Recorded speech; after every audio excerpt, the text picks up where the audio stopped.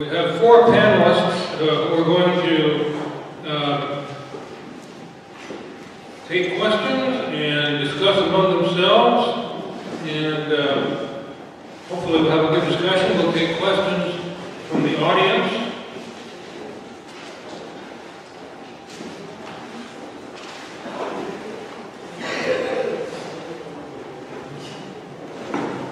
We have two microphones once I get done here, and we'll pass the microphones around as the panelists are talking. But let me introduce them first.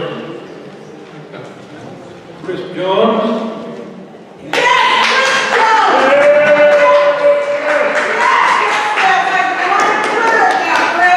You really need an introduction. Chris is a research engineer at the University of Iowa. His research interests include water quality in agriculture, water monitoring, and nutrient and sediment transport. And if you haven't read his blog, you should. It's hard to know what he thinks when you read his blog, but you can kind of figure it out. Sylvia Secchi is a professor in the Department of Geographical and Sustainability Sciences at the University of Iowa. Her research interests are environmental impacts of agriculture, water sustainability, floodplain policy, conservation policy, adaptation and mitigation to climate change, land use science, and integrated modeling. What the heck else is there? Steve Macy is retired from his career as a chemist at Iowa State University. Steve's an avid fisherman, a longtime advocate for clean water. He's been involved in petitioning for anti-degradation rules, for water quality standards, and is currently working with the Sierra Club in challenging the supreme beef feedlot permitting in Clayton County. Matt Liebman, up here. He's a professor emeritus of agriculture at Iowa State University and the Henry A. Wallace Endowed Chair for Sustainable Agriculture. His research, teaching, and outreach activities focus on ways to improve environmental quality and agricultural productivity while reducing dependence on agrochemicals and fossil fuels.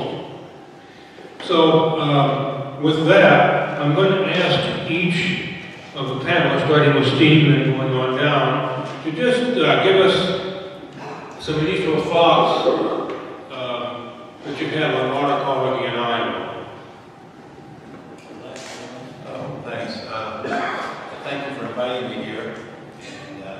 And shout out to Debbie Noisette, who has been doing water quality work for Sierra Club without break for decades. I kind of did myself in and out of it, but I like to think that when I get involved, it's kind of a deep dive. Trying to use the tools that I have as a scientist to get to the bottom of things. Water quality, well, first of all, clean water belongs to me.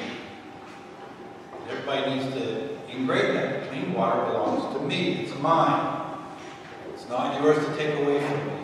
If you degrade water quality, you are stealing from me. And that's how I view every one of these controversies that I get involved in. It's not enough that, well, if you pay me enough, maybe I'll steal less from you, which is typically what you run up against. Even that's called a win, by the way, if you get to that point. So I've been involved in water quality issues for over 25 years. Anti-degradation lawsuit, as Wally was mentioning, lawsuit over total dissolved solids and chloride standards.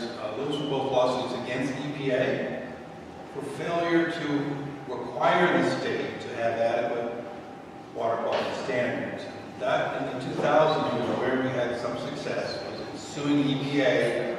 EPA would then put the screws on the state and we would come up with at least some semblance of improvement, including the big one, which was anti-degradation. That's all I'll say for the moment. I'm going to use this because I don't know if that one works. So, I would say that Wally forgot my most important qualification for being here. I am the co-host with Chris of a podcast that's titled "We All Want Clean Water." From one of his blogs, because in Iowa, we all want clean water. In fact, farmers want clean water most of all, but they don't want to do anything about it unless and until we pay them. We're here to celebrate an anniversary of the Clean Water Act, right? So this was the big problem of the Clean Water Act, that it treated agriculture differently, being non-point source. And unfortunately, that special treatment of agriculture is now bleeding into our climate change policy, because the Inflation Reduction Act, as much of a success as it was, it is essentially full of pork, and we know about pork in conservation and agricultural policy for fossil fuels and all sorts of other industries that cause pollution. So the model, the special model that agriculture was in the Clean Water Act is unfortunately become the norm. And it might be the norm, but it shouldn't be normalized, because that's not the way things are supposed to work. The clean water belongs to us. Well, I can't say that I'm the best person speaking contemporaneously, but I think there's a defeatism here in Iowa about clean water, and understandably so. So I'm from Iowa, soon to be 62 years old, and the water's been bad here my entire life. And so I think this is a moral issue that, and it should be treated as such. And I think the reason we have the water that we have is because we've made this very small percentage of the state, 3% of the state, 80,000 individuals, all for the most part older white gentlemen, that we've made them to be the soul of the state. And I reject that. And, because they're the soul of the state, we let the soul do what the soul wants to do, right? And, that's got to come to an end. We've got to treat this as a moral issue. We've got to fight like it's a moral issue. And the idea that we can somehow cost share our way out of this, or, inspire farmers to do one thing or another, I think is a fantasy, and we need to cross that bridge and get to a point where, we need to claim what is ours, and that's the natural environment. So I have two thoughts I'll share this afternoon. One is that water quality problems we have in Iowa are parallel by many other aspects of the environmental impacts of agriculture. And in general, they derive from the idea that if some is good, more must be better. If I eat an ice cream cone, that's good. But if I eat a gallon of ice cream, that's not so good. So the idea that there's some sort of balance that we need to strike is largely foreign to our discussions about agriculture. If fertilizer is good, more is better. If corn is good, more is better. And the reality is that as an agronomist, you see that there are trade-offs and that there are important needs for balance between environment, profitability, and productivity and food security. The other thought I'll share is that much of what we're talking about with regard to water quality problems is approached from the treatment of symptoms. But like other problems associated with agriculture, they largely derive from systemic causes. And until we begin to look at the system that creates water quality problems, we're just going to be putting band-aids on large amounts of nutrients, pesticides, microbial contaminants, and so on, without any real solution. So that allows lots of people to be employed developing those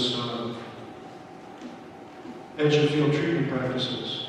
But the real issue is how do we get all those problems on the edge of the field being discharged into the surface and groundwater? Thank you. I'll start with a few questions, but if any people in the audience have questions as we go along, raise your hand and we'll call on you at that time. Wally, what Ready? I got to do was mention passing basket. So for the donations, up here. Yeah, pass the hat. Now, EJ is passing around the basket. If you feel like donating to the Sierra Club and helping us fight our battles, we'd appreciate it. I didn't work as a preacher before, so I'm not real good at passing baskets, but I mentioned that, so. We depend on our members and others to support us. We don't take any corporate contributions or any contributions or donations or money from any big organizations. So we depend on our members, but that's why we can do the kind of work we do. One of the big issues, I think, in water quality that we've seen over the past several years is what we call the nutrient reduction strategy. And I think probably just one of those words applies, that's nutrient. So I'd like the panelists to give us your thoughts and discuss back and forth what your view is of the nutrient reduction strategy at this point. Matt, what's your view since you're the economist? I don't think it's working.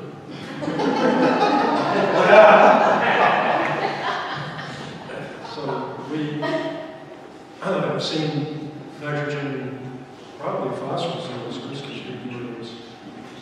increasing since the time nutrient reduction strategy was moved into public discourse and adopted as something that we all want. Well, this might be the only time I ever disagree with Matt, but the nutrient strategy is working if you understand why there is a nutrient strategy.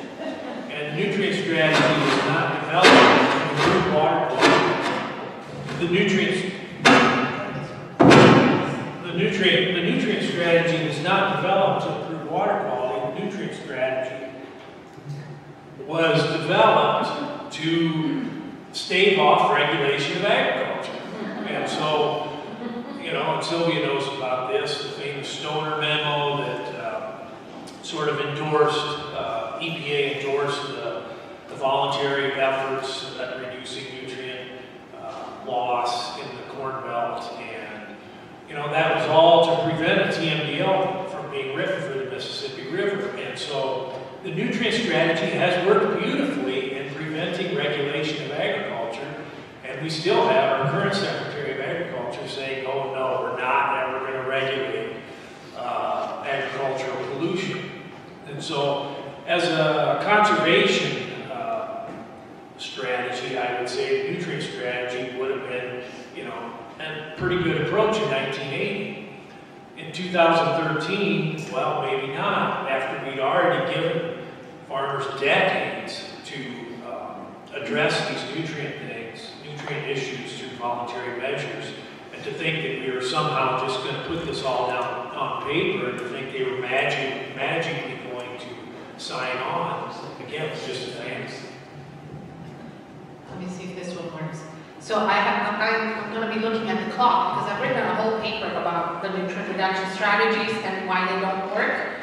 But I'm going to focus here specifically on a couple of things that you see repeated in the press. And I think one of the problems we have in Iowa is that the press is not critical enough of these messages that come from, unfortunately, my alma mater, Iowa State University itself, which is the only, of the 12 states with a nutrient reduction strategy, the only state that has the land-grant university as a partner in the strategy is Iowa. And that is a problem of conflict of interest, because how can scientists at Iowa State critique the strategy when the strategy is essentially not the imprimatur of the institution?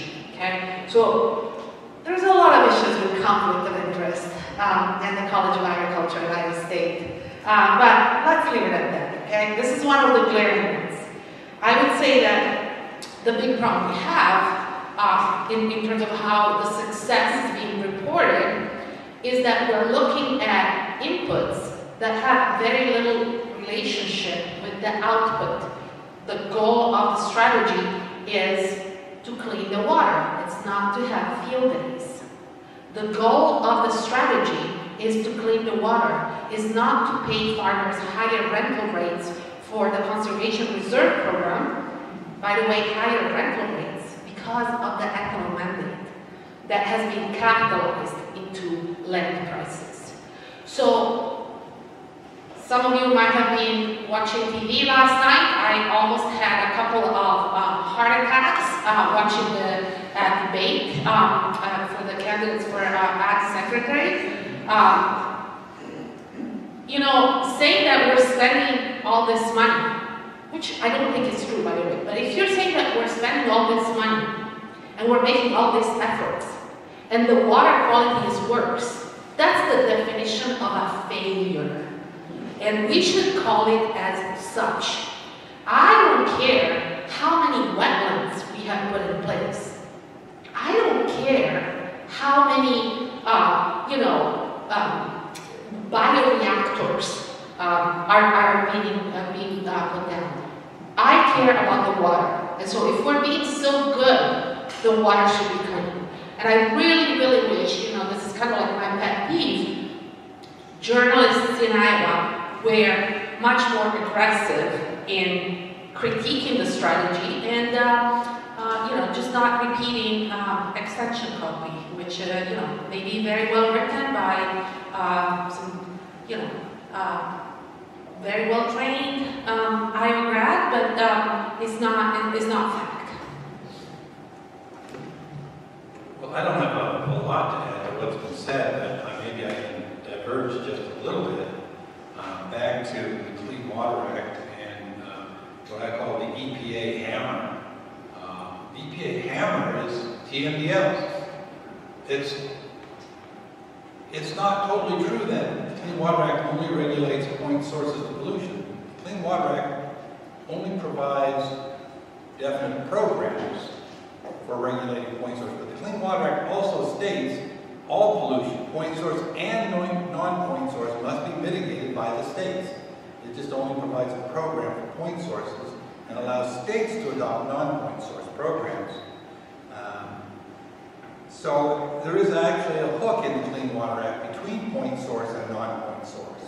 And when I say non-point source, we're talking about nutrient reduction strategies, what we're talking about.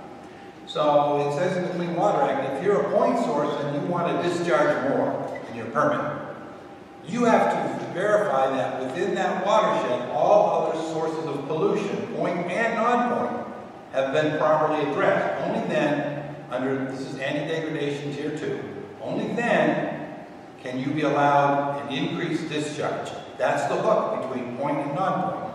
And if we did it correctly, it would lead to effluent trading, it would lead to cities not having to spend millions of dollars to reduce ammonia by 1 part per million. Instead, that money would go to land use practices in the watershed, and that would cause all kinds of benefits. So there was this hook in there that in Iowa we decided not to use it.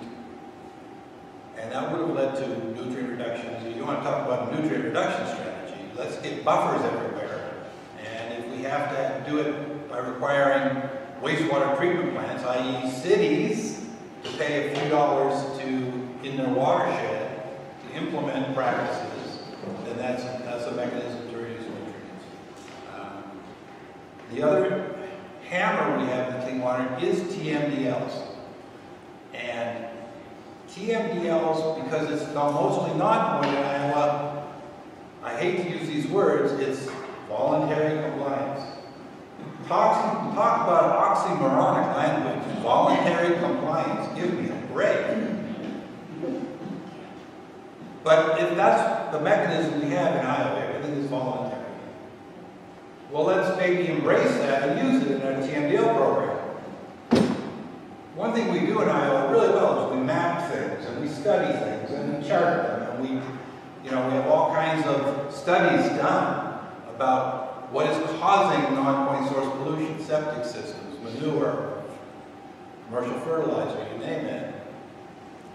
Part of the TMDL, the hammer part of the TMDL is you must notify everyone in an impaired watershed that they are contributing to the pollution, and you must then partition the pollution load between those people so that the sum of all pollution is no longer an impairment. That's what a TMDL is. It's a real hammer. We don't care how you do it, but you notify people who are contributing to the pollution, you partition the pollution amongst them, and the sum has to be below the level that causes the impairment. So what we could do for non-point, we could notify everyone who lives in that watershed, all the farmers and producers in the watershed. We could send them surveys, and we could even require them to fill those surveys out. What's the status of your septic? Are you producing animals? How much fertilizer are you using? And so we could proactively go out into the watershed, gather a lot more information voluntarily from people who are in the watershed, and then use that to either develop strategies that improve or to, more likely, show that over a period of time there has been no improvement. And so from my perspective, that's a nutrient reduction strategy. It's using some tools that we have but we've never actually used. Does anybody else want to respond to Steve or have what he said? So why is the nutrient reduction strategy working? If we have all these incentives, if we have all this money being spent on conservation measures, the measures that are supposed to reduce the water quality, why is it working? Well, the thing we don't ever want to talk about here is we have a problem with scale, okay? And almost all of our land is in production. And so at the flood center, Iowa Flood Center, initially they determined, to correct the water quality issues in Iowa, it would cost about $1 million for every 112 watershed. Well, there's 1,600 of them in Iowa, and so, that's $1.6 billion per year on water quality just in Iowa, and then to correct the flooding would be another $1 billion per 112. And so we have this problem of scale that we don't want to talk about, and so we put 30 bioreactors in and 90 wetlands and however many other things you want to talk about. And these things, because of the scale of the issue here, these things aren't substantial enough to make a difference. And at the same time that we're implementing conservation, we're putting in more tile, we're bringing in more animals. We're doing other things that expand the system and move the needle in the other direction. And so why on earth would anybody think what we've done in terms of practice implementation would have a measurable impact? It's crazy. It's fantasy thinking. Anybody else? So just one specific example, if you looked at the amount of nutrients removed by the corn and soybean crops harvested in Sioux County, and you looked at the amount of nutrients going in to the ground in the form of biological nitrogen fixation by soybean fertilizer and manure, there's 50% more nitrogen going into that county than there is coming out of the crops. So where do you think that nitrogen is going to go? Some of it may go off into the air as nitrous oxide, which is a very powerful greenhouse gas. A lot of it is going to run off and go into the leachate. So it's a scale issue, as Chris said, right? It's individual acts of kindness are probably not sufficient to deal with a problem that exists on a county level.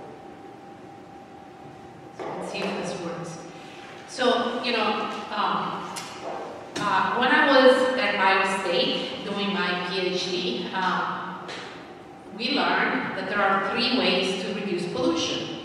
The first one is to reduce the production of the good that causes the pollution. The second is to change the inputs. So you can think about slow release fertilizers, you can think about no-fall application of fertilizer. And the third is end-of-pipe treatment.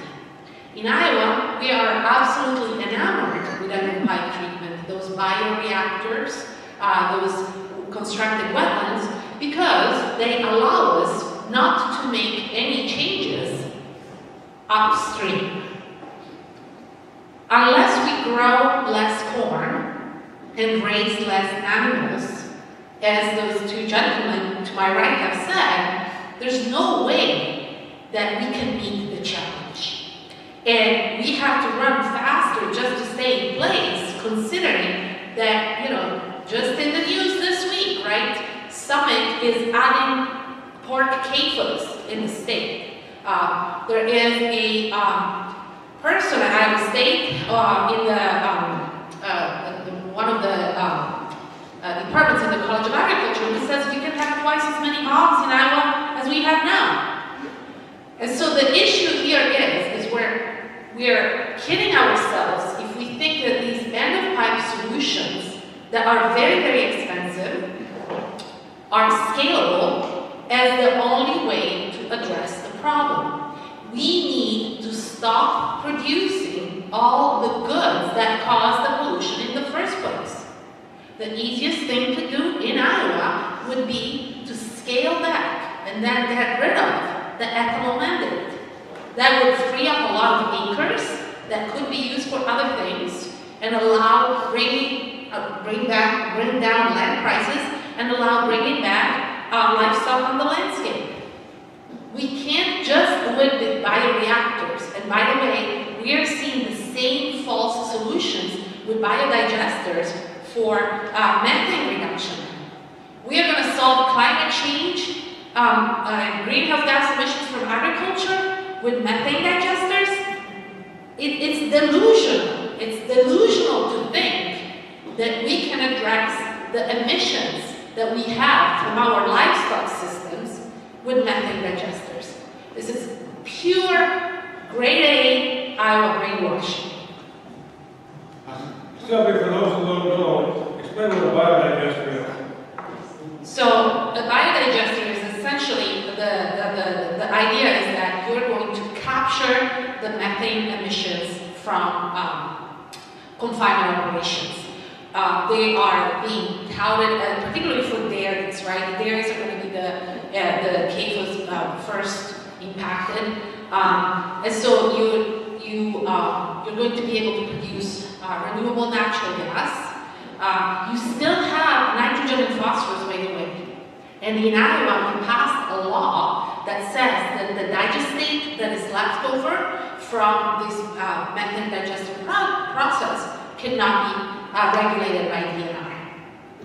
So that's a way to bypass regulations. We also passed another law that says that if you expand your operation with a digester, you don't need to go through the same regulatory hoop as a regular CAFO expansion. So, you know, this is being driven by the California Low Carbon Fuel Standards, and now by all the USDA money that's coming through climate change mitigation. The climate smart partnerships that Chris renamed climate fart partnerships. So as Steve and I know, if you have a biodigester, your manure handling system is permitted as an industrial wastewater lagoon rather than a CAFO. Is that right, Steve? Yes. Yeah, so this is the Waltz Energy biodigester that fell apart, by the way. The plan never reached fruition. We could go into a lot of the details about the Save Bloody Run, the spring beef issue, but just to reinforce what has been said about methane, you know, if you've got a bunch of cows and you find a way to capture their farts, I'm all for that. So you're taking their manure, which is not methane, it's a pure 100% grade A solid manure, is fertilizer, and needs to be land applied appropriately and used as such, and not degraded in a reactor to produce methane that wasn't in the manure. You're producing methane, and methane is a greenhouse gas. Some people say, well, it's about 20 times worse than carbon dioxide. Well, that's not quite true. If you look at a time scale, because everything decays at a rate, and if you look over a 100-year time frame, methane is about 20 to 25 times worse than CO2 as a greenhouse gas over a 100-year decay curve.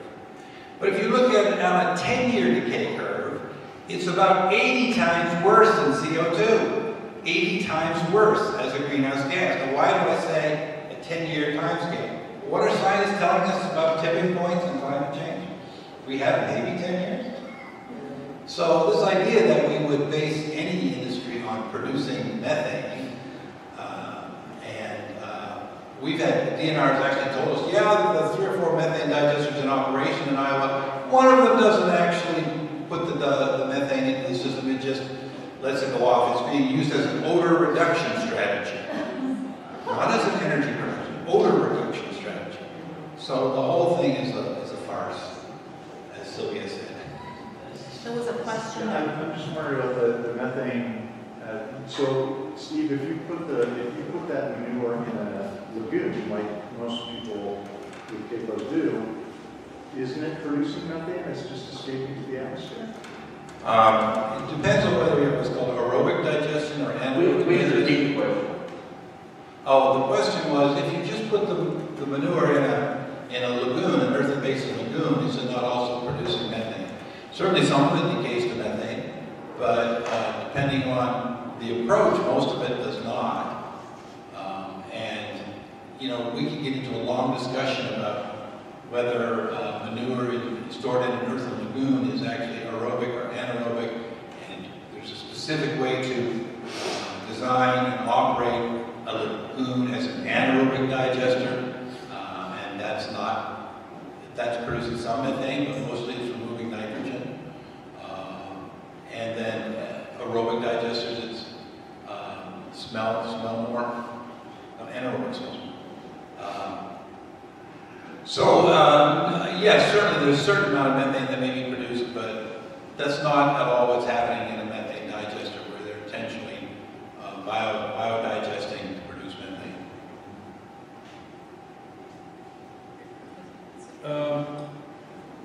We're talking here, I think, when we're talking about manure and non-point sources, although animal feeding operations are a point source under the Clean Water Act, but in many ways you can't get that kind of a handle on it. So how do we address the problem of CAFOs in terms of clean water? Anybody?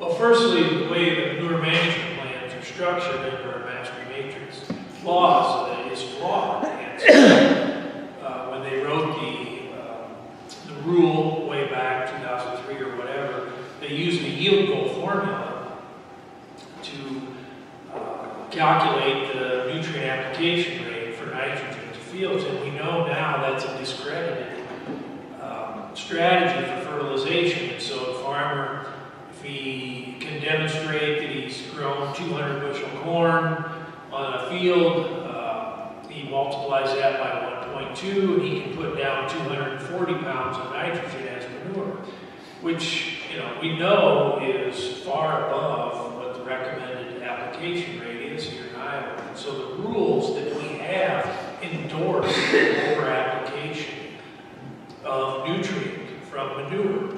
And so everybody wants to talk about moratoriums on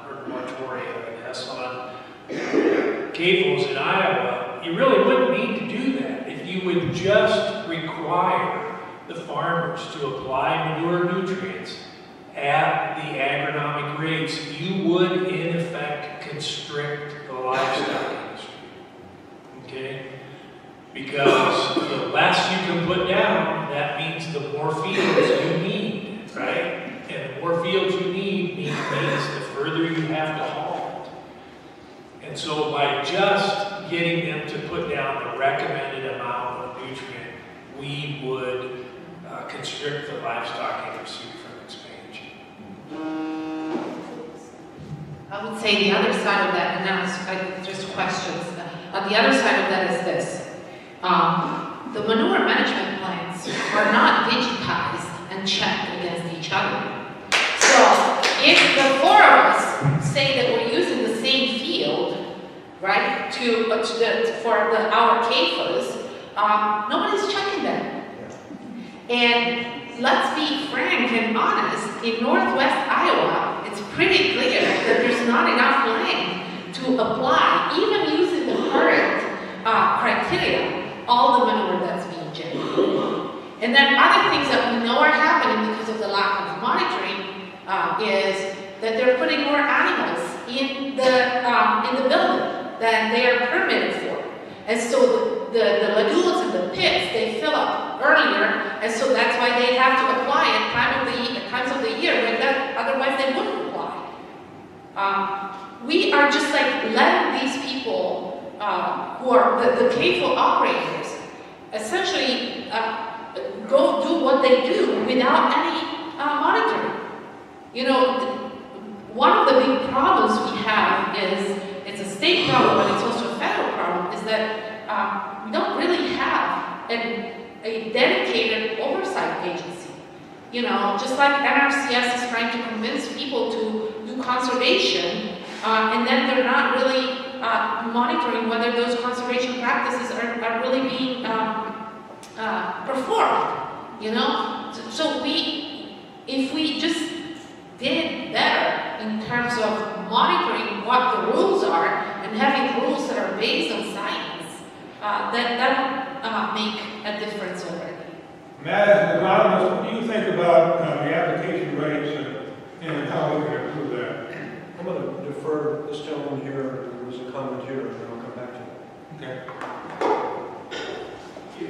My question is, of the non-moist, or the pollution in the form of coming from non-moist sources flowing into our rivers and streams, what percent of that do you estimate is from commercial products, fertilizer, and pesticides, and what percent of it is from manure? Is most of the problem manure? So it depends on the watershed. So we have watersheds that have, you know, relatively few livestock. And so in Northwest Iowa, you have to say, you know, a very large percentage of the nutrient loading in the streams is from manure. But statewide, I think in terms of nitrogen, we're at about 60% commercial and about 40% manure in terms of the inputs. But, you know, again, in some of these watersheds, a disproportionate amount of the nutrient in the stream is from manure, because when you apply with manure, you tend to apply more. And we know that. Okay, and so as we see the price of commercial fertilizers rising precipitously, would you expect there to be a little bit any lessening of the problem? Well, there was just an article in the Cedar Rapids Gazette 2 or 3 days ago that said the sales of anhydrous were up 35% this year over last year. And so, yeah, you would think, but you know, the way I characterize this when I do my presentations, if beer were free, I'd drink more of it. And so, you know, when these farmers have manure and it's free, sure, they're going to use more, right? There's no risk to them for using more. The risk is all for us. Plus, you have to understand, too, that these CAFOs, the manure is a byproduct. It's not what they do. And they have to get rid of it somehow. They can't store it forever. And so they're going to put it wherever they can and whatever amount they can get by with.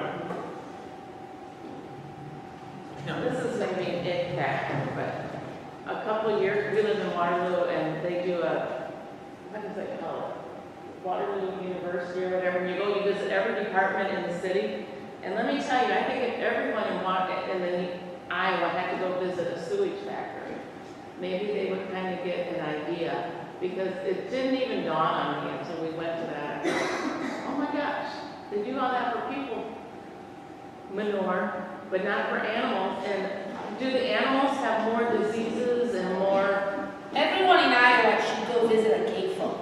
Because once you visit a cave-full, first of all, the probability that you become vegetarian goes up quite a bit.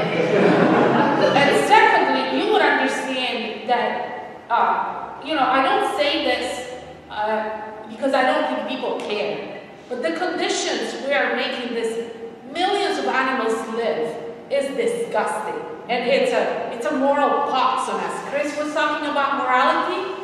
You go see how 5,000 pigs or, 3 million chickens live in a cave full. And then you keep eating meat. I think that we would see some change if we didn't have all the gag laws that we have in Iowa. Wally, my question is about precision agriculture. So I had a sustainable agriculture master's student go around with me, and I sat down in Grassley's office, and the first thing that came out of the guy's mouth, his aid, was precision agriculture. And I said, well, I'm not here to talk about impacts of water quality. But afterwards, I said, here's my story about precision agriculture. Precision agriculture allowed the farmers to know the yields in their fields. And so when they found out that the yields were more over tile lines, they decided to put in more tile lines to increase their yields. And so is there a correlation between precision agriculture, tile lines, the amount of nitrates in our water? As we increase the amount of tile lines we have in our water, we get more nitrates and phosphates?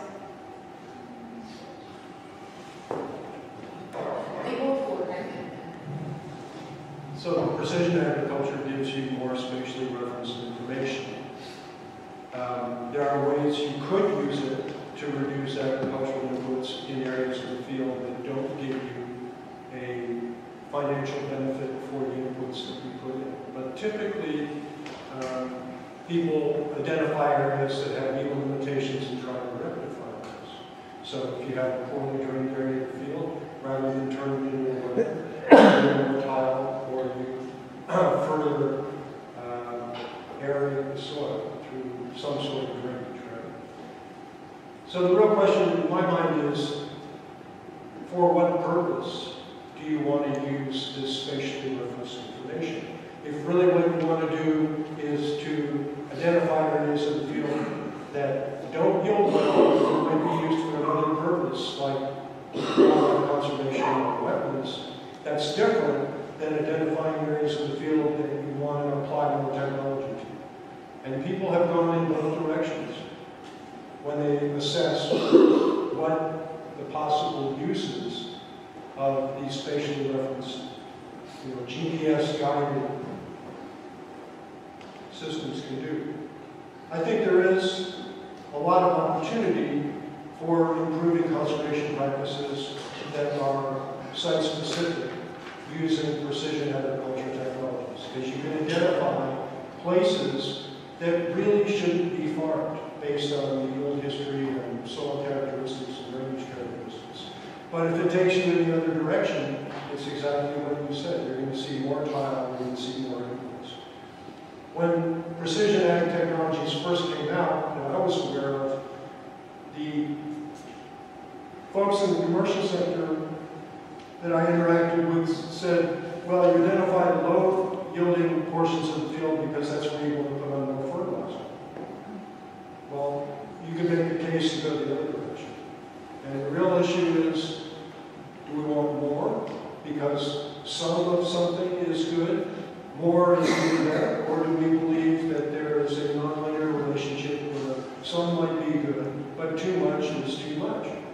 And I think, we're really hung up in Iowa on this idea that everything's a linear relationship. If a little is good, just keep going up the curve, right? But it doesn't work that way. For almost every biological phenomenon I'm aware of, much takes you back down, right? Whether it's working with nutrients or working with a lack of diversity. Right? You can get to the point where too much of one crop encourages problems. That's not to say that crop is bad.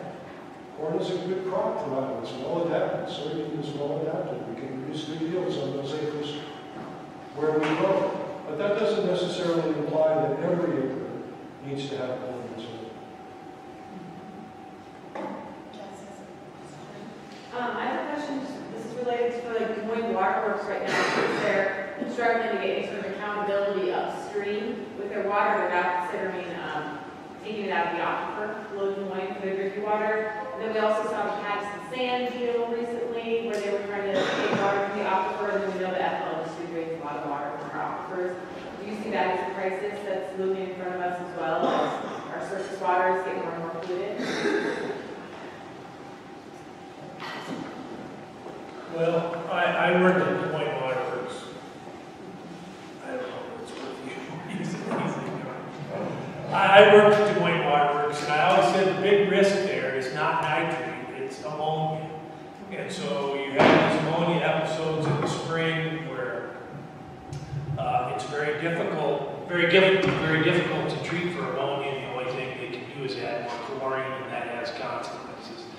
And then the big risk for them now too is the algae blooms. And so drawing water from the aquifer reduces the risk of both of those things. Yes, there's a risk of nitrate, but they do have nitrate removal. They, are pretty savvy at being able to deal with the nitrate issues. But these other things, the ammonia and the cyanobacteria, the blue-green algae, are very difficult for water to cope with, and I think going to these shallow aquifers is probably motivating that.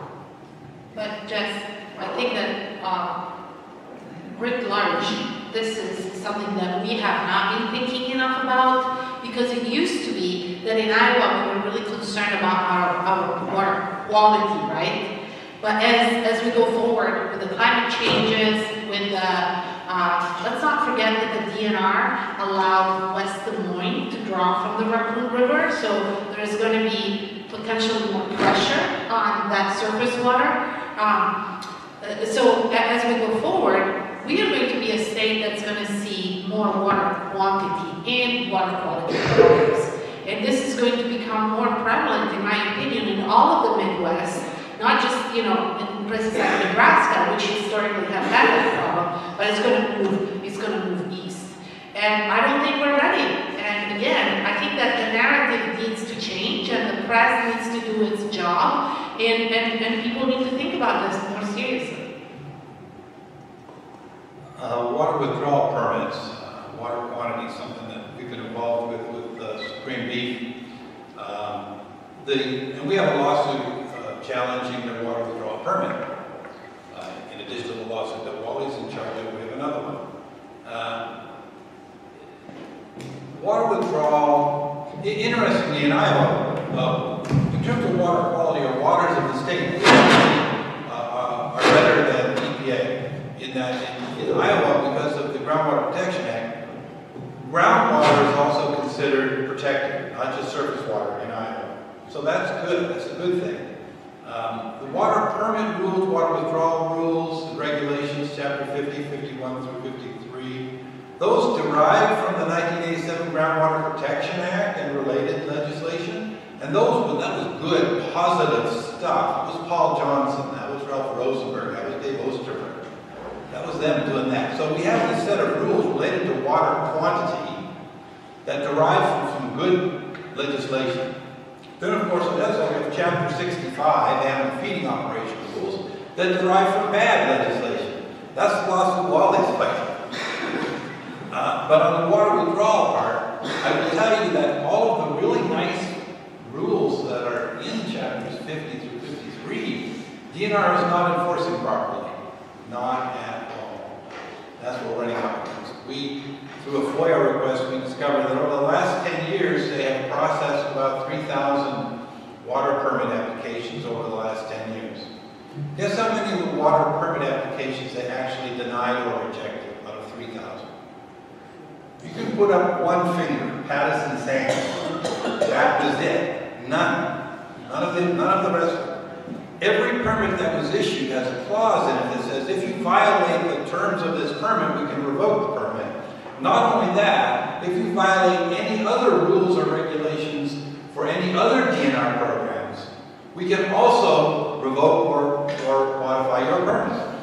Guess how many times over the past 10 years any permit has been revoked because of violations of the permit conditions or violations of any other DNR rules or regulations? This time you don't get to put up one finger. You get the goose egg this time. So the program is non-functional. And this is not an anomaly. This describes how DNR, unfortunately, has been forced to implement programs like manure management plans and nutrient management plans, where they do not check those plans. They verify that something has been entered in that space, something has been entered in that space, and that the product of this number by this number has been correctly entered in that space. That's what they do. What if the number you put in this space is totally bullshit? They don't care. Even when you point it out to them, they don't care. And that's what we've run up against in the Supreme Beef Challenge. It's been very eye-opening. So I encourage you all to follow that. Any other questions from the audience? If not, Matt, why don't you pick up where we left off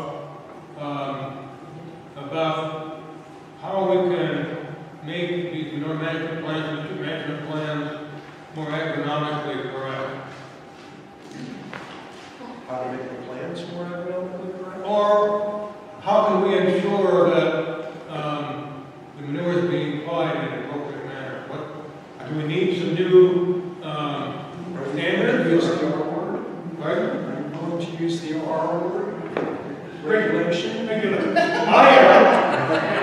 You like the R word. I mean, Go ahead. so I've worked in the Netherlands quite a bit, and they put GPS trackers on manure trucks to know where they're coming from and where they're going to, and they know the volume of manure that's being applied to particular fields. They have really bad water in those fields, and they need to do something about it. The amount of nitrogen and phosphorus they're applying is more than fertilizer is very large. But they are attempting to regulate the amount of nutrients put on per unit of land relative to what's going to be absorbed in herbage that's removed as grass silage or corn or whatever other crop. So the basic issue is you have to balance what goes in with what comes out. And if you put too much on relative to what's being removed, it's not going to work. It doesn't just sit there. Nitrogen is a highly mobile element in many of its forms, not all of them, but many. And it's also very difficult to predict because the forms it exists in are affected by weather conditions like moisture and temperature, and soil microbes interacting with organic forms of nitrogen, and plant availability is a function of root growth, which is a function of temperature. So, it's a dynamic system. But we know we have some tools that can allow us to monitor the nutrient status of the soil. And we have a pretty good idea of what the contents of materials going into a field are relative to the contents of the field leaving the field are. So we start with the idea that we want to establish a balance. We use measure to manage approaches for watching what's going on. We don't add too much at any one time, and if we need to tune the system, we intervene. I think that's sort of the standard set of recommended conventional agronomy, but when you get down to what actually happens in the field, over many, many, many, many acres, it almost always deviates from those general recommendations. How come? Let's go back to the argument. Okay, there is no enforceable standards, right? If I'm in a time crunch, or I'm dealing with a situation where the lagoon is filled up and we don't have enough acres available because there's still crops on it, I'm likely to do something that doesn't conform to good agronomic practice. That doesn't happen all the time, but you don't need too many exceptions to make impacts on water quality. You know, it's important to understand that averages are fairly useless. If we look at the state of Iowa, you probably could double the number of pigs and spread them over the land area. But that's not where nutrients are applied. Nutrients are applied locally. And, you know, what you wind up with is people saying, oh, well, you know, on average, this is what happens. And that looks pretty good.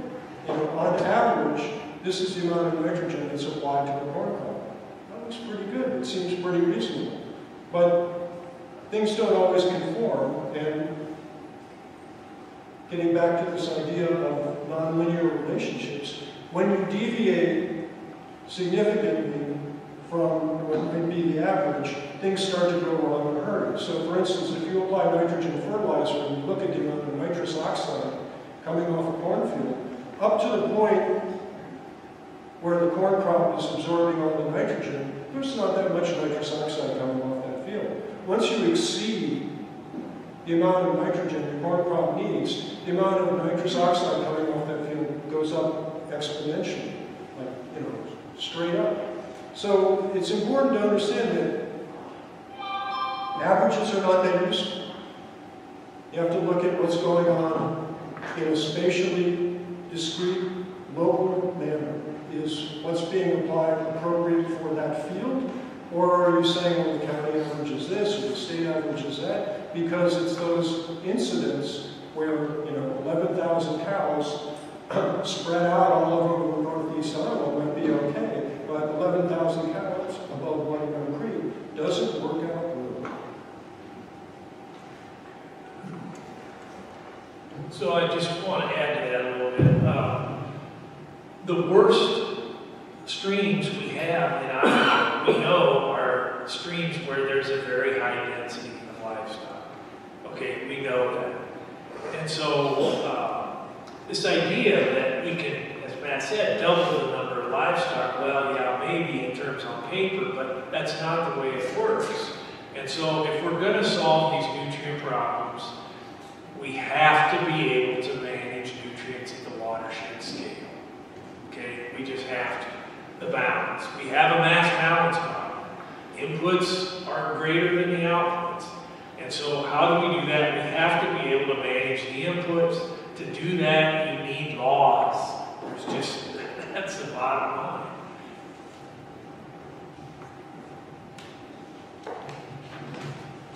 I'd just like to give one other comment about some of this, about managing at the watershed level.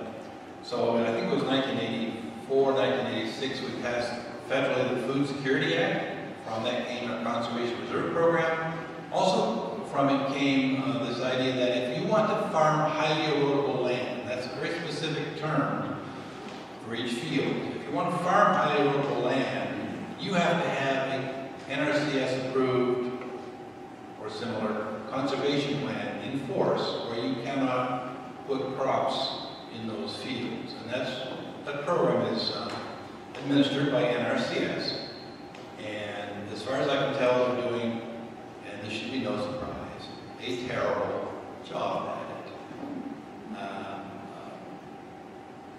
I won't say more than that, except that as a scientist, if you're going to submit a report to me that says we have determined all of these fields are in compliance, and every one of those farmers, by the way, received Trump subsidies or COVID subsidies payments, farm payments, and all of those payments mean they have to be in compliance with the Food Security Act, And if they're farming highly livable land, they have to have a conservation plan in force that's been approved.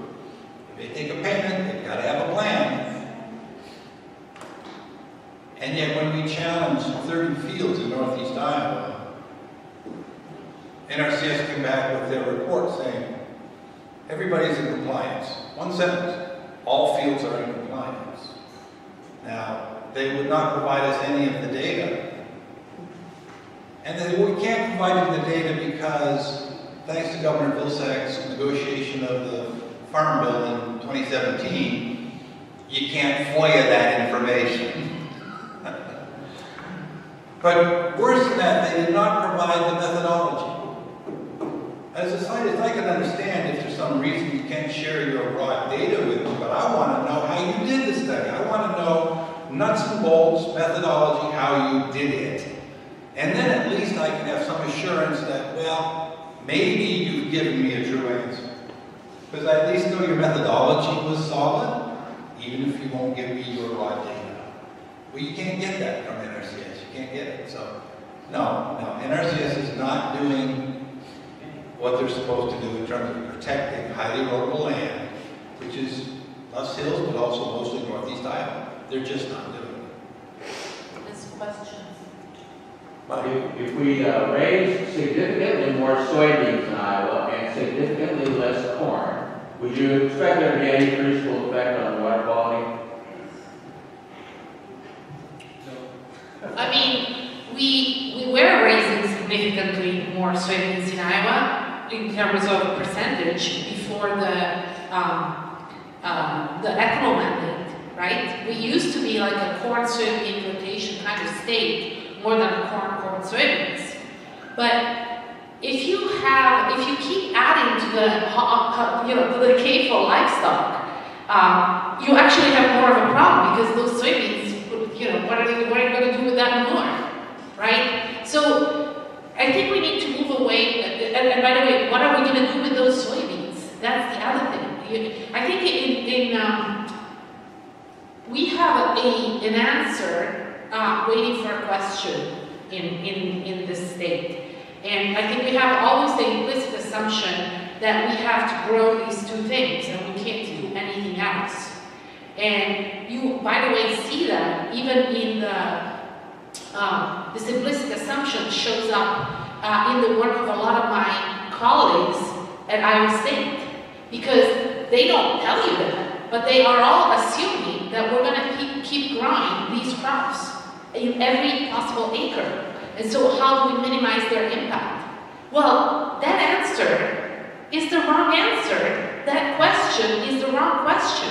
Why are we assuming that we have to grow all this corn? Just because of the interests of, the ag lobby? We should challenge those assumptions. And unfortunately, people at Iowa State are not used to challenging those assumptions. Why are we talking about bioreactors and prairie strips and wetlands? We should be talking about changing the whole system. The system cannot be fixed with these end-of-pipe treatments, with these marginal changes. And until my colleagues at Iowa State grow a freaking spine and say what everybody knows, okay, they are complicit. They are absolutely complicit in the perpetuation of this system. And they are benefiting from this system because they're getting all these stupid grants about bioreactors and biodigesters, which they know are not scalable and cannot fix the problem. So I am infuriated by the lack of scientific integrity at my alma mater.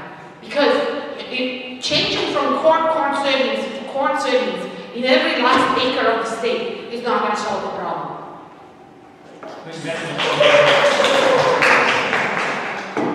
So the data I looked at, looking at nitrate concentrations below corn soybean rotations relative to continuous corn would indicate that if anything, the corn soybean rotation has more nitrate coming out of it.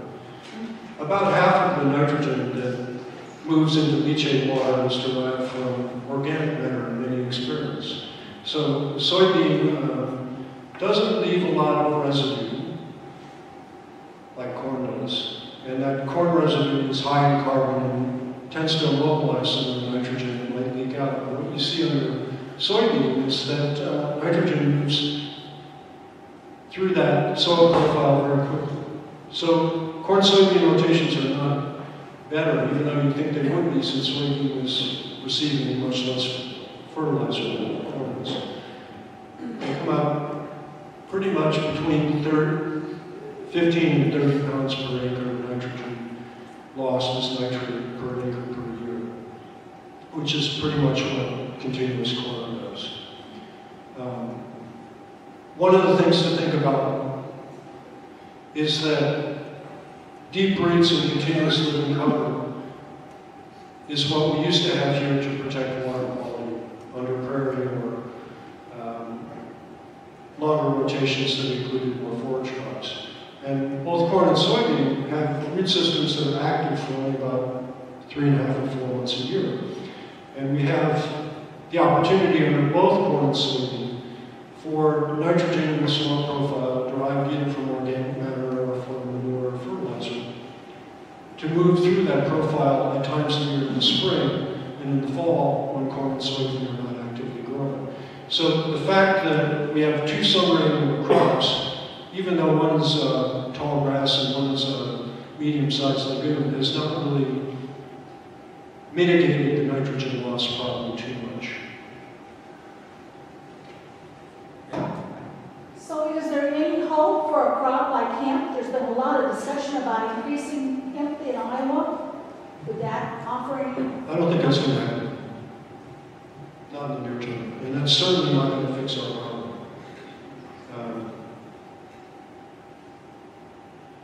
I think we can't just rely on one crop. You know, people in Kansas are really enthused about Kansas, right? And hemp and camelina, right? Or whatever. It's not just one crop, it's the system. It's the system that needs to change. We have a massive overproduction of certain crops that allows a massive overproduction of livestock. And we gotta face that. If we really want to change, improve water quality, and we want to reduce greenhouse gas emissions from agriculture, we need to start eating less meat. And we need, therefore, less land for the feed for the animals. And we need to start burning our crops in our cars, produced with very inefficient processes. It's not rocket science, guys. I mean, I'm not an agronomist, but you know, the math is not particularly complicated. It's just that people are afraid of saying that the king is naked. The king is naked and has been for a long time. Are there more questions up here? Yeah, question and a comment. The comment first, maybe, is that there's a playbook here, right? The playbook is only voluntary solutions are admissible, right? The regulation is completely off the table, always, always, always. And we're seeing that playbook used again now with monarch butterfly conservation. There's this idea that we're going to magically create 100 million more stems of milkweeds, milkweed plants that were growing freely in the corn and soybean fields until the early 2000s. And we're going to do that through voluntary means. And so it's the same playbook. And unfortunately, the people that are involved in monarch conservation are not aware of the nutrient reduction story, right? So they don't necessarily know that it's not going to work. And we're just replaying that same playbook, the same way that the tobacco playbook got used in many other areas. So number one, I think it would be useful to do education that helps people see that this is a pattern and getting into the weeds, so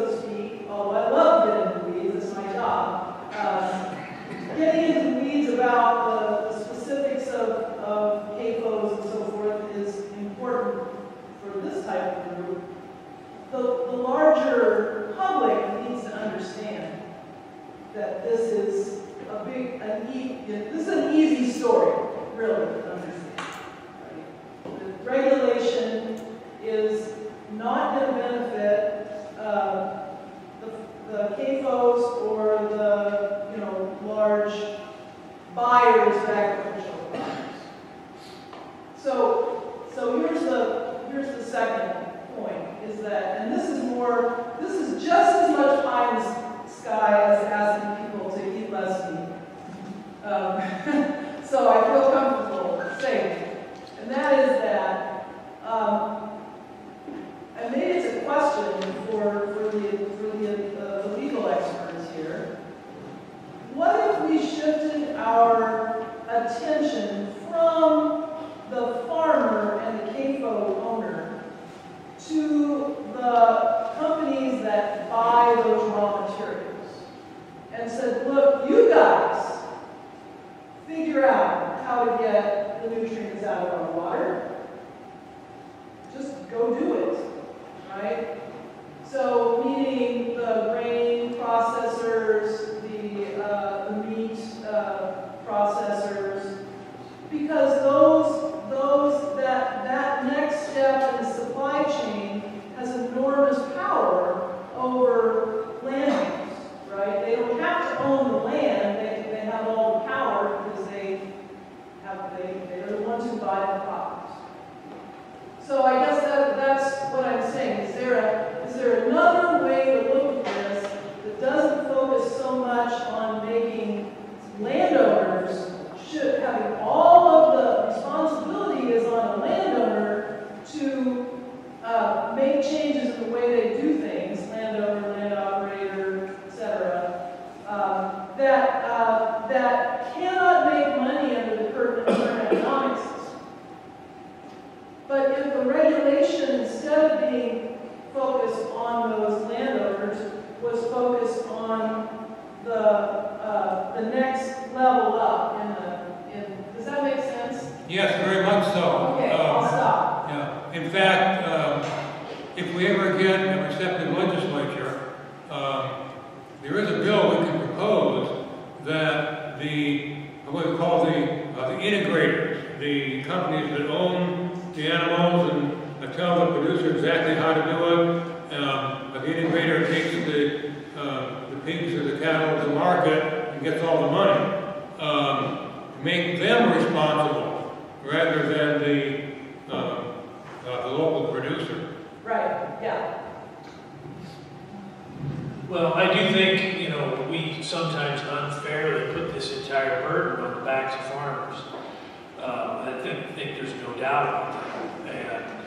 And so these companies, have come into Iowa, and like I say, they sucked the goodie out of Iowa, right? And made their millions, and then our knee-jerk reaction is to blame the farmers for everything. And so I think there's some merit to, changing the mindset there. The other thing, too, is not only are there big companies that are buying stuff, but there's also big companies that are selling stuff to the farmers that we completely let off the hook. And so, one of the big fertilizer manufacturers in this country is Koch Industries, right? And so I think everybody's heard of them. And so we let them sell their products here that degrade our environment and, with absolutely no consequences to them.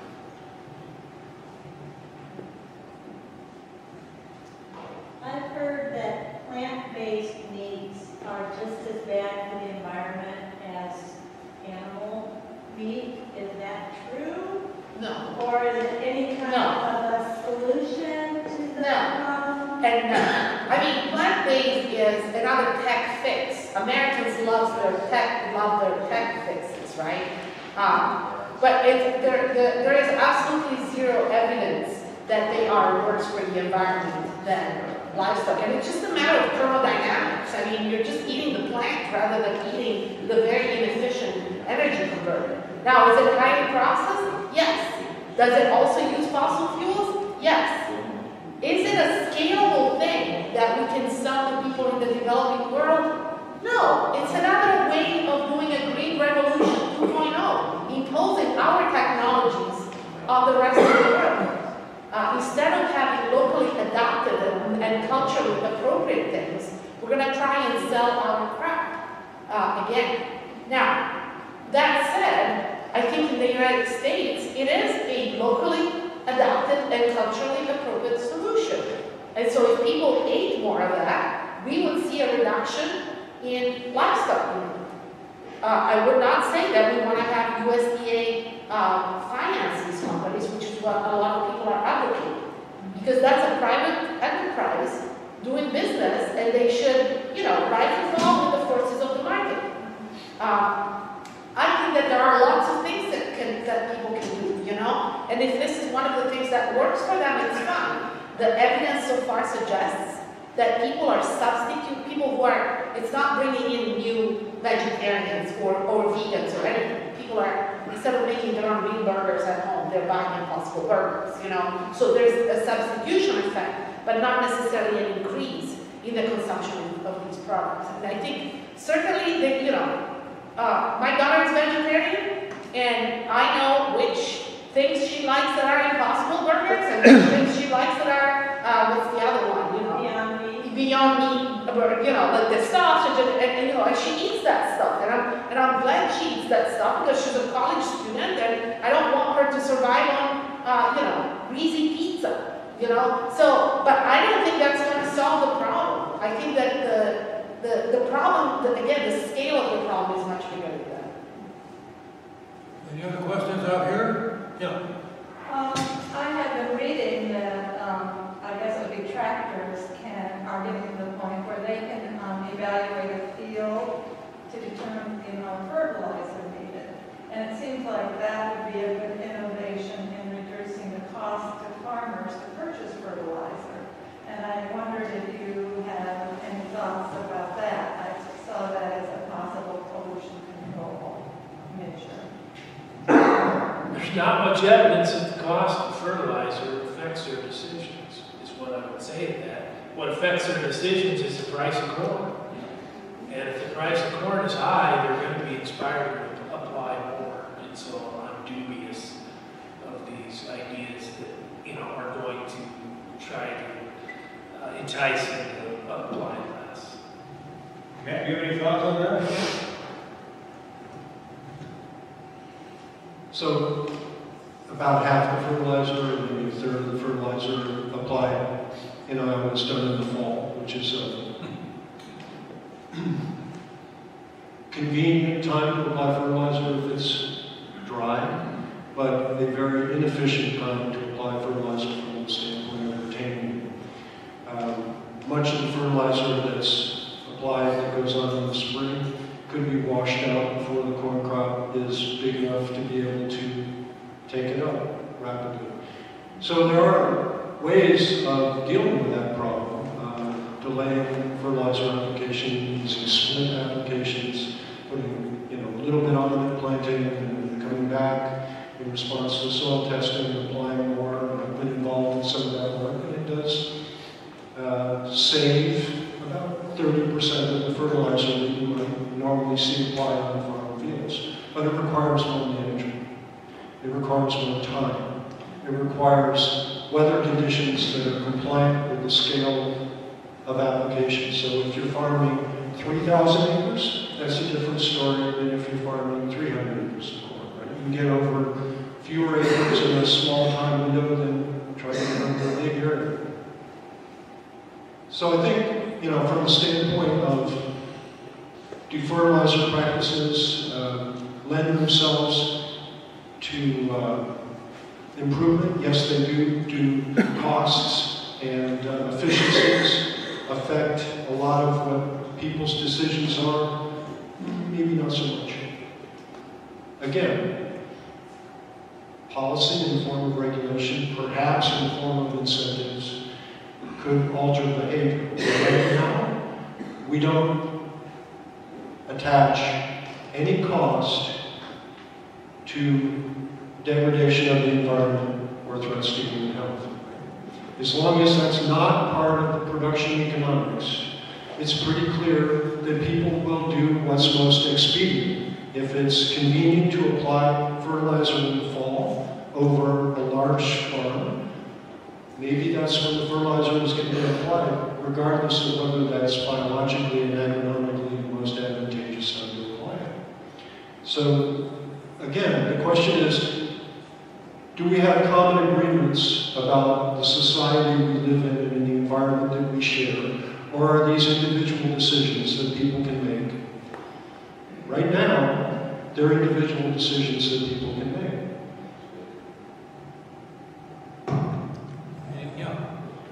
I've got three unrelated questions, but I'll just kind of throw them out and talk about whatever parts. One is,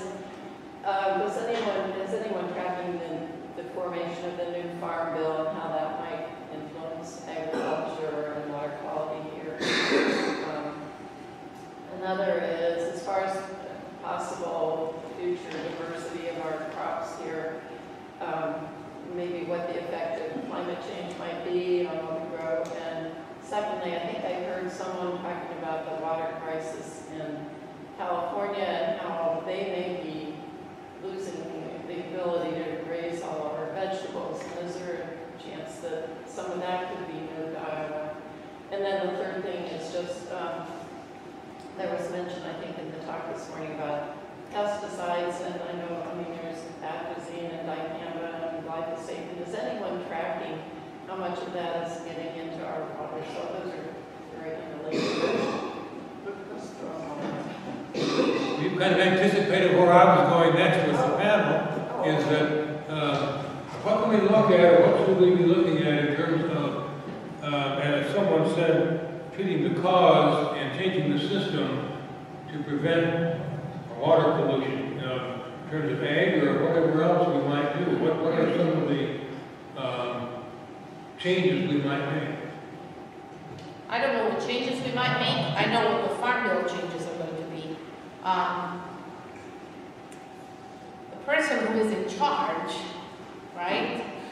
We know him pretty well. And he's already shown the kind of hand he's going to play with these climate smart partnerships. So we've already seen two big influxes of money. In the Inflation Reduction Act, there is more money for existing conservation programs like EQUIP and the Conservation Stewardship Program, for example. So that's, again, more voluntary. Not necessarily, I don't know how many of you follow this, but the Environmental Working Group had a report come out this week that essentially showed that these conservation programs fund very few practices that actually reduce climate change, and in fact fund practices that make climate change worse, because half the money from EQUIP has to go to livestock producers, and so it's, again, it's better. It used to be 60%, so progress. And so we're funding practices that by USDA's own manuals are bad for climate change. So that was the first win that Secretary Vilsack brought to his constituency and future employers, I'm assuming, as well as past employers. And then, so we had the IRA, and then we had this climate smart partnerships, where they gave Kaizen $18 billion to make things like, it was Kaizen, it was everybody, Land O'Lakes, Kaizen's, you name them. The corn growers, the beef cattlemen, they're going to make climate smart beef, believe it or not, and they're going to have climate smart labels. This is clearly where this is going. So you can eat your heart out with Iowa table pork, and it's going to be climate smart. So the Farm Bill is going to go in that direction, more money for these conservation practices, agriculture doing its part to combat climate change. It's going to be the biggest smorgasbord of greenwashing in our lifetimes. And I gotta say, he's really making Iowa proud. Any other thoughts on sustainable ag or ways that we can change the system? Well, everybody wants to know what are the other crops, what should we do instead, right? And so that's a lot of times a $64,000 question. firstly, we have to, come to grips with the fact that a system that's based on only 2 plants, 2 annual plants, is never going to have any sort of real sustainability or produce the environmental outcomes that we want. Okay? We just know that. I mean, any study of ecology is going to tell you that. And so we need diversity on the landscape. And so what is that? And so, a lot of Matt's career has been spent on this. We need more of these other crops that we grew here in the past. The oats, the alfalfa, the clovers. We need more pasture. We need more diversity on the landscape. And, does that mean kernza? Does it mean hemp? Does it mean, whatever? I don't really care. I just think we need more and different plants on the landscape.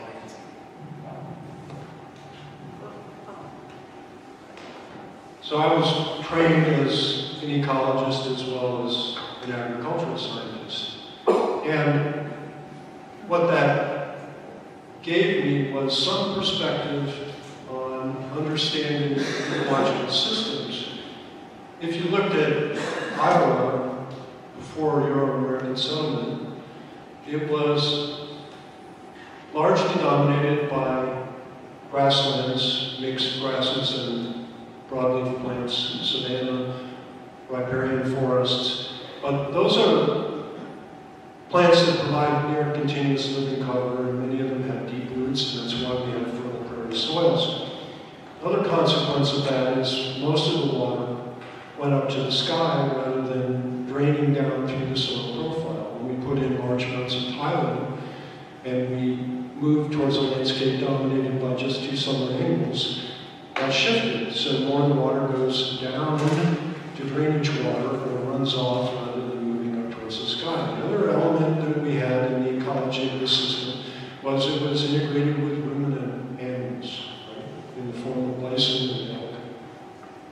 So that system had many fewer year-round streams. They were ephemeral in many places, because there was much less drainage water moving into creeks, more of the water moving towards the sky or sitting in prairie potholes and slowly evaporating.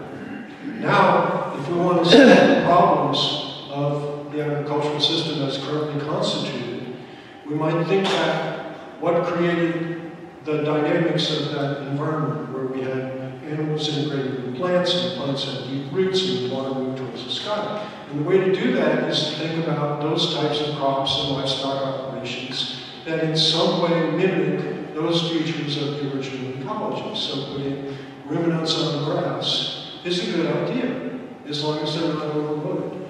Right? Having more deep-rooted perennial plants in the environment and maintaining small wetlands in those areas of the field that typically flood is a good idea. Maintaining floodplains is a good idea. That doesn't remove the opportunities to produce some annual crops like corn and soybean. It just says you need to have other elements in the landscape. There are a lot of things that technology can do. One of them is plant breeding. So I worked with a number of companies and a farmer group across Wisconsin, Minnesota, and Iowa that's looking at the use of hybrid winter rye. It's not a transgenic crop. It's been developed through conventional plant breeding. It has 2 or 3 times the milk potential of conventional rye. And it can be fed in swine and has beneficial effects on their gut. So that means you can substitute some of this small grain crop for corn in the livestock ration. What's the advantage? Well, it's planted in the fall, provides living cover over the fall and into the spring. It's harvested in the summer. Breaks weed cycles for both conventional and farmers that are having problems with weeds like common water hemp and giant ragweed. Provides an alternative source of feed.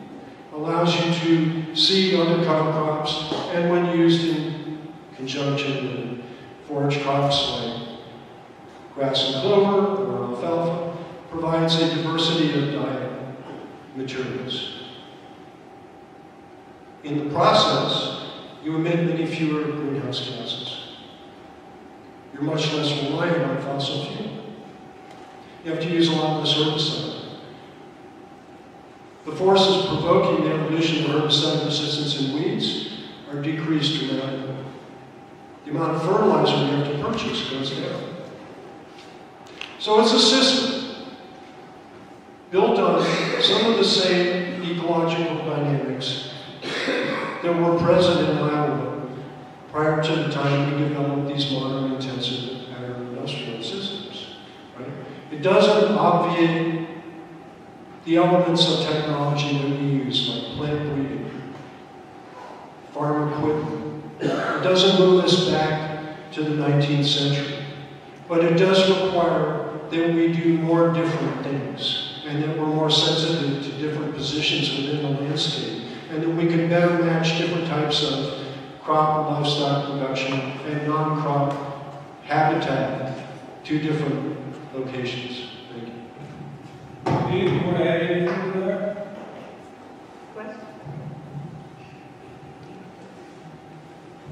Well, it's almost like we're near something that is like, I look at it from the perspective of what battles can we fight now that we might actually win? I know these are all changes that we need to do. I'm not quite sure how I don't see ISU Extension publishing all of these and promoting all of these strategies. I just don't see that. I've always felt that, when we did water quality work, we always, tended to consider, well, Farm Bureau is the enemy, because they oppose water quality regulations. No, Farm Bureau is in favor of whatever makes them money. So we're kind of back to, if you can promote a system and mandate it in a way, incentivize it or mandate it in a way that's profitable, then Farm Bureau is your friend, not your enemy. And I think that farmers are your friends, not your enemy. I've always found that, people say, well, farmers hate regulation, they don't want any regulation. And that's probably true, but what I've found is what farmers don't want are regulations that put a limit on this farmer, but allow his neighbor to do something different. That farmers will begrudgingly accept regulations, whether that be buffer strips or limits on how much commercial fertilizer per acre you can apply, or whatever those limitations might be, if they feel that everybody is playing by the same rules and that they're not, that some people aren't gaming the system. And that's what gets us, one of the reasons we're so embroiled in this whole supreme beef thing is because, in fact, they're gaming the system. And all of the other farmers in Clayton County, in northeast Iowa, in this wonderful driftless area, they all know that supreme beef is gaming the system, and they're upset and we're upset. So I think there is still a role for regulations and more enforcement, but it has to be clear to farmers that it's going to apply to everybody. These are the rules. You have to play by the rules, and there's no more of this voluntary compliance nonsense. These are the rules, and we're going to enforce them, and it's for the benefit of everybody. And I think then you can move most of the, or at least part of the farming community towards that kind of scenario where there's a different farming model. Because that's really the problem. Farmers are in a box. They're not all Francis Dickens. They're not all going to have some way where they see how to do it right and raise a family and have a farm and be productive in an environmentally friendly manner. They're not all going to see that. They see the box they can put in, the regulations, the programs. They don't farm the land, they farm the programs. Of course, I'm not the first person to say that. So I think there still is a role for regulation, there still is a role for enforcement, and when it comes to voluntary compliance, I think you have the industry, if they want voluntary compliance, they have to police their own. We did this with French Creek in 1999. Where the hog producers finally realized, oh, this guy can't, we have to reach a settlement here. we're getting so much stink on us because we're not policing our own. And I think it would be the same with the cattlemen and Supreme Beef. When you get in an egregious situation, they need to police their own or more regulations are coming down. At least you hope that's the case. Regarding sustainable ag, the Iowa chapter did a study and a report. I think there's a few copies on the table over here. No? That's when I saw it. But it's on our website. Is that it? Anyway, Soil health is often thought of as sustainable and regenerative. You have soil health. It's on our website, sierraclub.org/Iowa. So I encourage you to go take a look at it. You guys can critique it and tell us what we did wrong. There was a question. Yeah. My understanding, and then you reinforcing that, was that to go back to the way it was when I was a girl and we had the rotation of crops, and of course it wasn't anything like it is now. There was a rotation of pasture animals, et cetera, all the things you brought up. My understanding from reading is that a farm can be more productive after 3 years of such going back and going forward, however you want to look at it, of crop rotation, and if there are animals, rotation of animals and pastures and so on. So that's what I've been reading, that it's about 3 years before a farmer isn't losing money and his soil is actually more productive for her soil. So I don't know if that's correct, I've read it many times, but if that is correct, and many farmers do love their soil, and I've heard what you've all said and what just said that they're in a box and so forth, would there ever be a benefit in the state paying farmers to make that transition? Or is that just a ridiculous thought? Obviously it's ridiculous, no one who's... Well, we have a system where we're not getting the environmental outcomes that we want. We all agree with that. And we have a system that has potential to do that, as Matt has described it. So how do we get that transition is the question. And so, do we pay them to, incentivize them to do that? And yeah, that's an idea. That's the history of conservation in the United States, right? Is to pay farmers to do stuff. Yeah. But, the flip side of that is, could we somehow regulate or tax the existing system in ways that make it less desirable for them to do that, right? And so the reason they all do the stuff that they do now is because we made it easy for them to do that. Yeah. And so growing these crops, if you don't have livestock, you're a corn soybean farmer, well, you're really only working about 8 weeks out of the year, and then you go to Florida. And so, whether or not, or Arizona. And so, that the convenience thing is a huge factor. Plus, this system allows them to work other jobs too. Yeah. And so, if you got a mechanic that's changing oil and he's changing oil at a 50% cost of what everybody else does because he's dumping his oil down the drain, used oil down the drain, and suddenly you restrict that, all of a sudden he's got to charge, what everybody else does. And so you can make rules that pinch these guys economically that can kind of steer them into, alternative systems. But you have to have an alternative system that's both available and viable, ready to go, for them to want to turn to it. Because I'm not sure how many people or how many farmers. So, this is all policy and politics, right? And so if we wanted to create that system that would help transition, certainly we could do that in this country. I think one other thing that we forget is that the average age of farmers in Iowa is 60. Are you going to start a diversified operation at 60? I don't think so. I think and that means that we have two problems. We have a succession planning problem. We have complete zero succession planning. right? The constrictions to enter agriculture have increased, not decreased, with all these increases in land prices. And we have an environmental problem.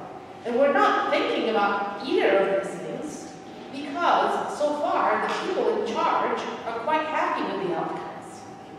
And I just want to say for the record, yes, farmers are in a box, but they made that box, at least part of it. These policies do not tell me that Secretary Vilsack is doing the bidding of agribusiness without listening to farmers. They're all in this together. They are happy to do this. And they're happy to feed us Pablo with this idea of stewards of the land and, being squeezed by the JBSs of the world. They are part of the system. They are richer than us. They are whiter than us, well, not in this room, but in the wider world. And they are older than the average population. They are part of the problem. And so I take really issue with all these, the poor farmers, and you see this a lot. They're being squeezed left and right. The poor farmers made the system we're in. They had significant contributions in it. And yes, there are some of them who I really admire and respect, who speak out against it. But a lot of them are just quite happy to chug along, and if those 300 acres come up for sale, then they'll talk to the bank and see if they can grow even further. And concentration keeps growing, and they don't want to change the system. And as for what Chris was saying, I think we need two things, right? The problem is that regulations is not antithetic to incentives. Incentives only work if you have the threat of regulation.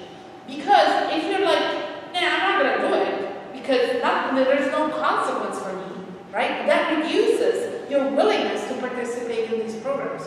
The possibility of regulation has to exist. And unfortunately, what we have seen in the last 15 to 20 years is a reduction in that threat of regulation. With the Stoner Memo in 2011, with all these payments to people like Tyson and JBS and Land of the Lakes for climate smart, those people shouldn't, it's like giving money to Exxon to clean up their act. It's freaking wrong. It's not how you're gonna get solutions. It's complete and utter regulatory capture. We need to have the two pillars support each other. If you're not going to get only regulation, of course you're not. And you're not going to get only voluntary. And the fact of the matter is the people who are in charge right now are working for the industry, not for the public. And that's why they're pushing voluntary only. Anybody want to follow that? I would just say on regulation, we're so unwilling to get creative about this. And because of this, it's the third rail. We can't ever talk about it. And there's so many common sense things we could do that would produce good environmental outcomes immediately. Would it solve the whole problem? No. But we would at least see some immediate some immediate benefits. And so, for example, the governor just signed out a proclamation. They can drive overweight vehicles while they're harvesting on the roads.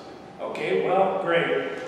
Maybe you can't do that unless you have cover crops, or you can't do that, whatever your conservation objective is, unless your streams are buffered through your property or whatever. We're just unwilling to even talk about anything. And that's one of the things I try to do when I do my writing, is I'm trying to remove, this curtain that prevents us from even going there, right? We can't even talk about it. And it's absurd that we let the industry operate in this unregulated fashion. We have let the industry drive the narrative in this state for so long. And some of you may have heard this, but my kid calls it propaganda. And people in Iowa, it's like, like you have lead in your system.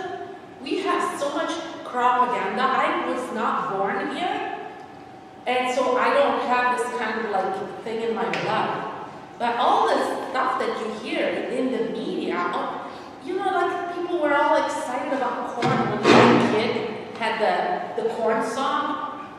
That kid was not eating field corn, he was eating sweet corn. And we're not a big producer of sweet corn. And everybody was like, ooh, corn. And I'm like, are you guys all high? Because I never smoked that stuff. I just don't get it. I don't get it, I'm sorry. And we all participate and are complicit in this generational falsehood about what farming is and what farming does. And I think we need to take a step back and think critically every time we got fed this crap. Any other questions? Well, like here will ask 4 or 5 questions. I just want to make sure we address those because we kind of moved on and.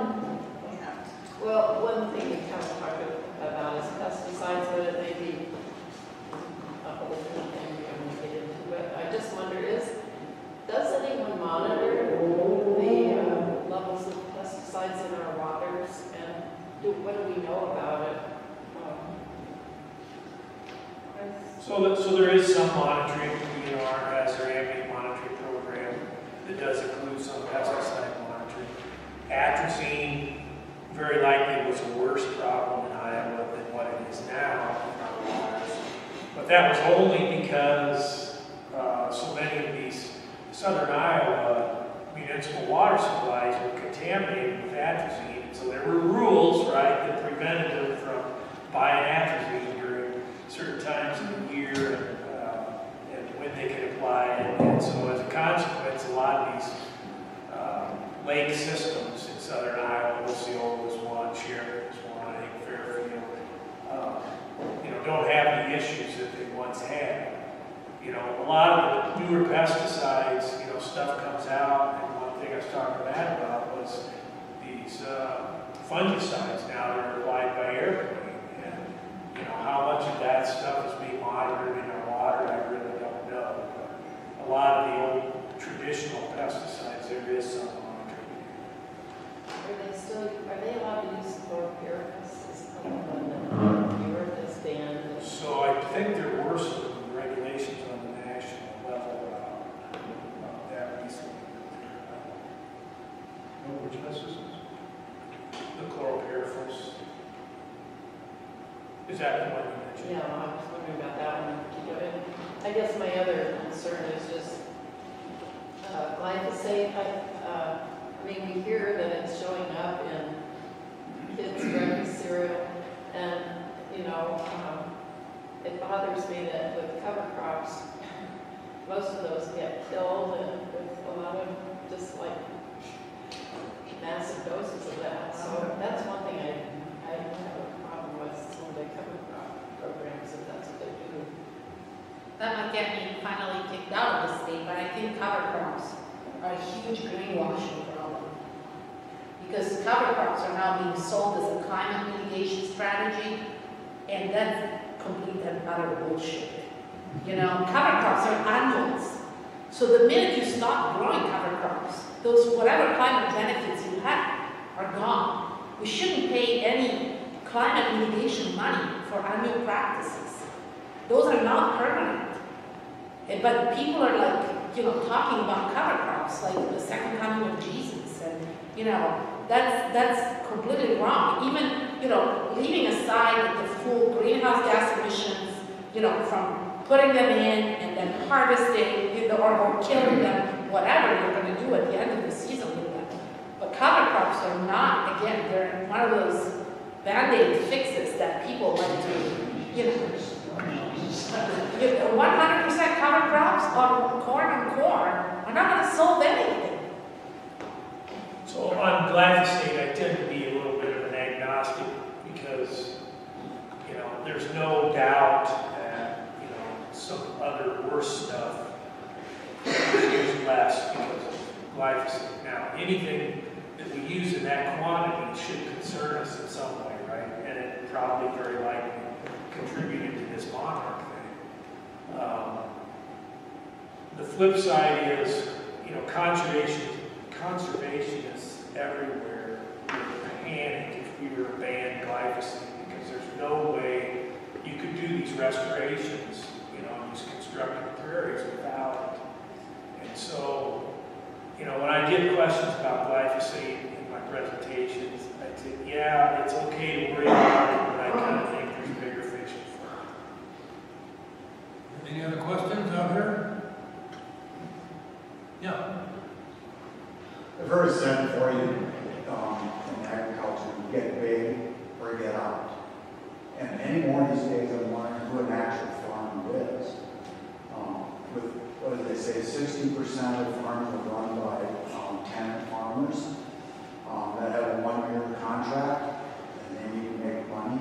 I see Iowa to be more of a commodity, farm investment firms and people buy our property to be a part of the portfolios. We talk about young farmers wanting to get started, and we have these 10,000, 12,000 acre farms that one of my friend farmers runs 800 acres, 80 acres old, sustainable. He dries all his farm and stuff with wind and solar. He's been doing good farming practices for the He just calls it company to run 10,000 acres. And so what are your thoughts on, as we see big farms getting bigger and bigger, the old farmers get out? I used to be able to raise a few hogs and piggies, and I can't do it anymore because they can't compete.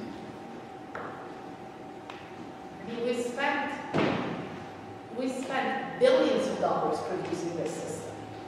You look at the kind of research they do at Iowa State, a lot of it is to make this system more the same. And as Matt was saying, more is better in this kind of mentality. More pigs, more acres per farm. There has been very little, in my opinion, there's very little critical thinking being taught to students in the College of Agriculture at Iowa State. And so they don't see what the end result of, there were lots of good things about Henry Wallace, but this was not one of them. I mean, this productivist idea of just more and more and simplify and produce more of the same is what our land grant system has been geared to produce. And not necessarily welcoming voices and people like Matt who have had a different approach. This is the system we have brought, and we need to be aware of what the outcomes of these decades of investment in this type of system are. And I just don't think we're honest with ourselves in this state. I think that other states actually have done better and have had much more, critical voices in their College of Agriculture. But this is what we've been doing. This is what Iowa State is known for. Get rid of the renewable fuel standard. 57% of our corn goes to produce ethanol.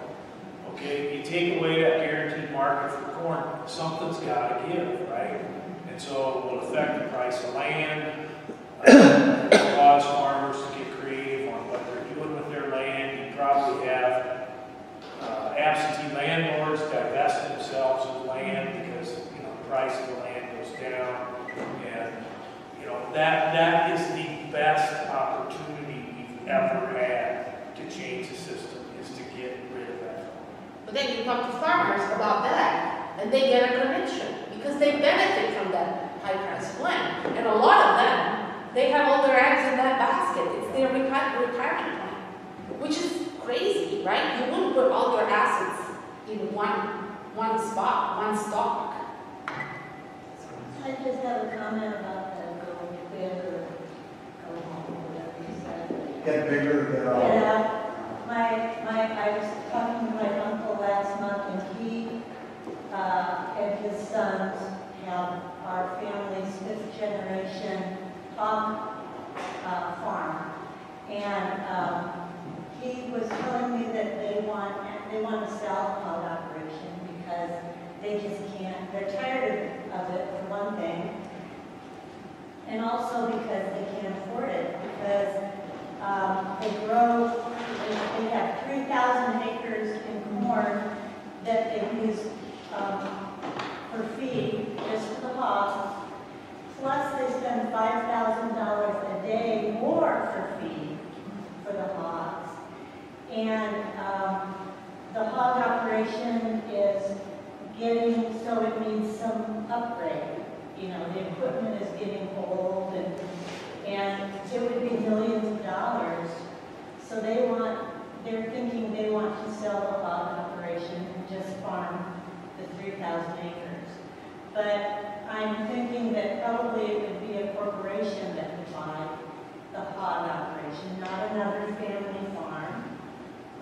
Plus, they rely on immigrant labor to help on their farm too, since it's just him and his sons and grandsons. So sometimes, you know, family farmers can get too big, and I don't know what he'll end up doing, but it's kind of, I think he has 30,000 homes, something like that, in Hamilton County area.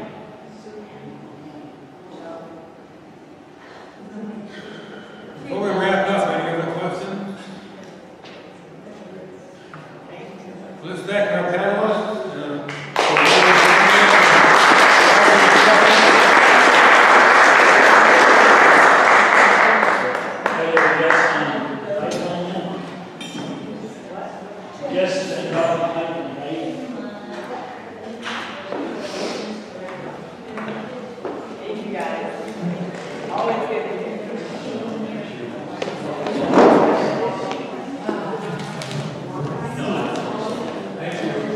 Thanks again to our panel. I'm going to talk about the pipeline really quick. I won't take too long, just so I know it sounds like everyone's kind of getting ready to get outside on this beautiful day. But I want to tell you about 3 pipelines that are being proposed in the state right now. Right? The first one is Summit, second one is Navigator, third one is Wolf. These aren't oil pipelines, they're not water pipelines. They're a relatively new kind of pipeline called a carbon dioxide pipeline. And this is all being pitched as a way to solve climate change. So it's kind of a 3-part process. They're going to take the emissions at the smokestack level, mostly from ethanol plants, but I think we'll end up seeing fertilizer plants, power plants, potentially coal-fired power plants hook up. So they capture the emissions in a gas form, pressurize it into a liquid so it can be piped through pipes to a place where they're going to sequester it in the ground forever, quote unquote forever. So 3 parts: capture, pipe, store. And right now we're seeing these 3 pipelines come to Iowa saying that that's what they're going to do. They're going to do carbon capture and storage here in the state. But we know that this whole process is just a bunch of greenwashing scheme. And the real goal of this whole thing about carbon capture and storage is the tax credits, the 45Q federal tax credits. Right now, there's this big federal tax credit program that wants to incentivize climate change solutions.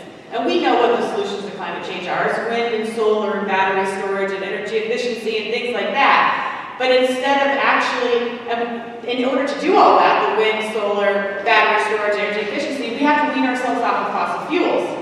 But the fossil fuel industry doesn't want us to do that. They want to be able to keep pumping oil out of the ground and be able to use it. So in order to continue fossil fuels, let's just put a Band-Aid on it and say we're going to capture the emissions and store it underground. Seems like a good idea, right? Except for most CCS projects across the world and in the country don't work. They require taxpayer funding, and they're all private entities that are making tons and tons of money off the backs of us, and they're not actually doing anything to solve climate change. The 3 pipelines that are being proposed in Iowa, we have a really strong inkling that CO2 is not just going to be stored underground forever to solve climate change, put our emissions back underground. We think that's going to be used for a process called enhanced oil recovery, because the Summit pipeline in Iowa goes up to North Dakota near the Bakken oil field area. The Navigator and the Wolf pipeline are going to Illinois, both 2 areas where they're doing oil drilling. What they'll do is they'll take that CO2, pump it in the ground in old oil reservoirs that are kind of drying up, hard to get, last little bit of oil. You pump that CO2 down, it makes it easier to get the oil out. So if we're capturing emissions to pump more oil out of the ground, this has nothing to do with climate change, but it has a whole lot to do with a bunch of federal tax credits that are going to be going to these private corporations. Not only is it a waste of money, not only is it not a solution to climate change, it is an abuse of eminent domain. That middle part of piping it across the state, they're going to steal people's land for that. Land that's already been stolen, that we know we're on stolen land, is going to be stolen again by private corporations. And so we know that that's a big problem, an abuse of eminent domain. We can't set precedent that private companies can come in and steal farmland or any land. Another one is that we know, because of Dakota Access that we saw a few years ago, we know exactly what that construction does to our land. We know that it's destructive, that it creates soil compaction in a way that farmers can't get the same yields out of the ground. We know that it creates major drainage issues for people who have forest reserves. They cannot plant trees on those easements. People in CRP land risk losing their CRP contracts. So we know the destruction of the actual construction of the pipeline, the destruction of the land during the construction of the pipeline is devastating. So we are working with farmers and landowners and environmentalists and county officials all across the state and into other states to try to stop these pipelines. So far, we've organized thousands of landowners. On the Summit route alone, which is the pipeline that's the furthest along in the process, it's very clear that there are over 1,000 holdouts that are not signing easements.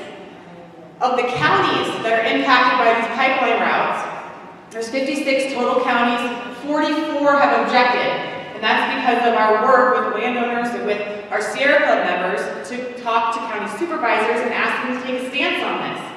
So we have lined up two really critical pieces to winning and stopping these pipelines. We've got landowners on lockdown. Unlike Dakota Access, where we had a huge environmental fight with the indigenous community, we really weren't working with a lot of the landowners. This time we are. So we've got landowners locked down in big numbers where it's going to make it hard for the Iowa Utilities Board to approve these projects. And then the second piece of the puzzle that we really need to lock down is county governments. So like we said, 44 out of 56, or 78% of the counties have objected. And that's not the only thing we want them to do.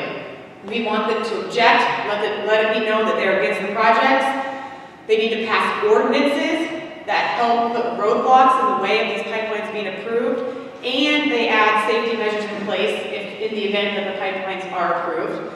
And then we want them to go a step farther too and intervene. The Iowa Utilities Board process is very much like a court process, and we want them to be able to participate in that court process throughout the whole proceedings. The more counties that are involved, the stronger we are, because they're going to be in the fight with us when we take it to the Iowa Utilities Board. So that's one of the things at a local level that people can really be doing. Take a look at the Sierra Club website. We've marked down which counties have objected and which counties have not. And then we know that since most of them have, it's likely the county you live in has already objected. So if you're one of the counties that has done that already, ask them where they're at with the ordinance process. Have they looked at Shelby County's ordinance? That's kind of the county that's leading these efforts at the county level. They have a draft ordinance that other counties are going to start adopting. So find out, have they looked at Shelby County ordinance? Have they tweaked it to make it work for your county? Do they have intentions of passing it? Call your supervisors and find out. And then, while you're talking to them, ask them, are they going to intervene in the process? That's really important. We want them to have a say throughout this whole thing. An intervention is as simple as writing a letter to the IUB saying, we, Bremer County, have a say in this fight, and we want to intervene. We need to add a little bit more than that, but it could be as simple as that if you look at some of the other interventions that have come through. So that's the big thing that we need help with, is counties need to object, pass an ordinance, and intervene. The other big thing, just an update that we've been noticing lately that I think is important for everyone to know is around transparency or a lack thereof. The pipeline companies, all three of them, they don't want us to know where it's going, who's impacted, who the investors are, who is or isn't signing, and how dangerous they are. So for where it's going, we know that Navigator's trying to do this in phases. So there are some counties that are not even being notified or included in the process right now. Some of those counties would be Adams, Adair, Guthrie, Carroll County. And then I think there's probably more that we don't know about yet. It's also been really hard for landowners to get maps for all 3 pipelines. They don't even know where it is going on their land or if it's going on their neighbors or their own. And so they don't want us to know where it's going, because if we don't know where it's going, we can't get people notified and involved in the fight. They also don't want us to know who is impacted. That all 3 companies are required to mail a notice that these pipelines might be coming into their area to the corridor. And the corridor is the center line of the pipeline and then a distance on either side of it. Those lists should be public. They're filed with our utilities board, makes them open records. But all 3 pipeline companies are fighting to make those lists public. And we've already won at the district court level with Summit, but they're appealing that. The reason we want those lists to be public is because those lists allow us to work with people who are directly impacted, to make sure people are notified, to get them engaged and organized and communicating with their neighbors. So they don't want us to know where it's going. They don't want us to know how many people are signing or not signing. Summit, one that's farthest along, submitted what they call their Exhibit H. It's essentially a list of landowners who have not signed easements yet. They're doing it in a really suspicious way when they started, just doing 4 parcels here, 4 parcels there, 5 parcels here. So in the process, if you're only looking at that first one where they only had 4 parcels listed, you're really seeing an incomplete picture. You're only seeing 4 parcels out of potentially 100 in that county that have not signed. They used those incomplete maps to go back to counties and go back to landowners and say, hey, look how good we're doing. There's only 4. It's like, yeah, but there was 4 the next week and 10 the week after that and 30 the week after that. They got caught doing that twice. So we know that they're misleading in order to get more people to sign easements, in order to get more counties to support what they're doing. Another thing, they don't want us to know who their investors are. We know for Summit, Bruce Grasstetter, we all love to hate Bruce Grasstetter here in Iowa because he's just a greedy con man. But we know John Deere's involved, we know South Korea's involved, we know with Navigator BlackRock's involved, but we really don't have a good idea of who actually owns these companies, who's invested in them, who's going to have a say over a massive amount of land here in Iowa. And then lastly, they don't want us to know how dangerous these are. This is a big one that I think is going to help us, because we've done a good job getting landowners engaged in this and fighting back, but we need the general public involved if we're going to be serious about stopping them. And safety is, I think, a big one that everyone should be very interested in. These aren't oil pipelines. When an oil pipeline spills, you get oil in the ground, you might have to remove some soil and replace it. This is a toxic gas that can kill you. In Satarsha, Mississippi in 2020, there was a rupture and the CO2 cloud spread over a mile, sent people to the hospital. And it's CO2 is heavier than air, so it's going to settle on the ground and slowly move into low-lying areas, especially if it's not windy that day. If you're in the cloud, there's no oxygen, so you can't breathe. Your car's not going to start if you're trying to drive away and escape. It's odorless and tasteless, you can't see it. So you may not even know that you're being gassed until it's too late and your car doesn't work and you're getting confused and then potentially go unconscious like we saw people in Mississippi. Right now, the state of Iowa, the Utilities Board, has ordered Summit to file a risk assessment, plume modeling, and an emergency response plan. And they are fighting it. They do not want us to know what could happen in the event of a rupture, because they know it could be really, really bad. At the same time that they're fighting this, PHMSA, the Federal Pipeline Agency, just a few weeks ago, came out with a report essentially saying, we don't even know if these are safe. They're relatively new. The modeling that we thought would happen during a pipeline rupture was actually much worse in Satarsha, Mississippi than we thought. And PHMSA said we need time to get grants, do studies, and pass rulemaking. So there are no regulations on these pipelines. They could be as little as 25 feet from someone's home. And we're seeing that. I have lots of farmers that are at our weekly landowner meetings who are 60 feet away from the pipeline, from their bedroom. And the pipeline companies are taking advantage of the fact that there are no regulations right now. That's why they're shoving this through. That's why they're trying to do this as fast as they can, why they're harassing people, why they're misleading people. They want to do it to get this money and to do it before any regulations come down.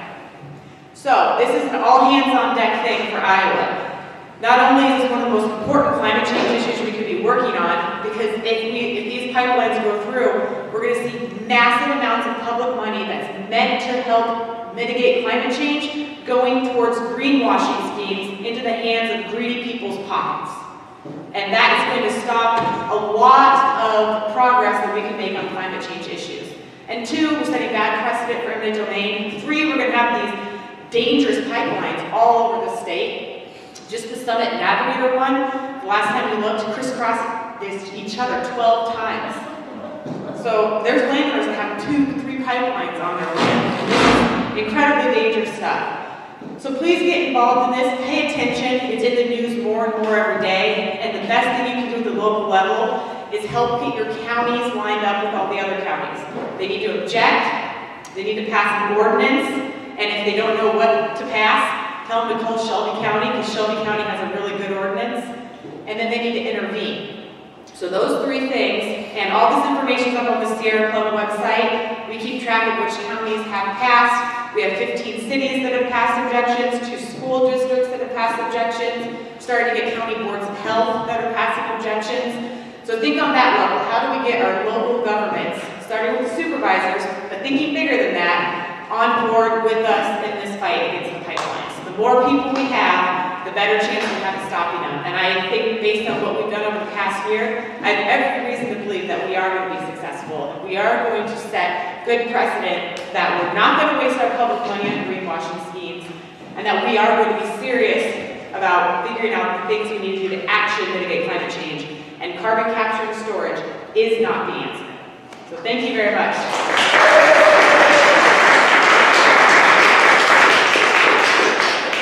One final thing before we let you go. As you probably gathered from things you've heard today, much, if not all, of what we do depends on having policymakers who will do what needs to be done to protect the environment. There's an election coming up in about a month, and that's what's going to determine who these policymakers will be. The Sierra Club Iowa chapter has endorsed a number of candidates for a Congress, for statewide offices, for a state legislature. The list of candidates are on our website, sierraclub.org/Iowa. And please take a look at that. Support those candidates, vote for them, talk to your friends, neighbors, family members, and encourage them to vote for those folks also.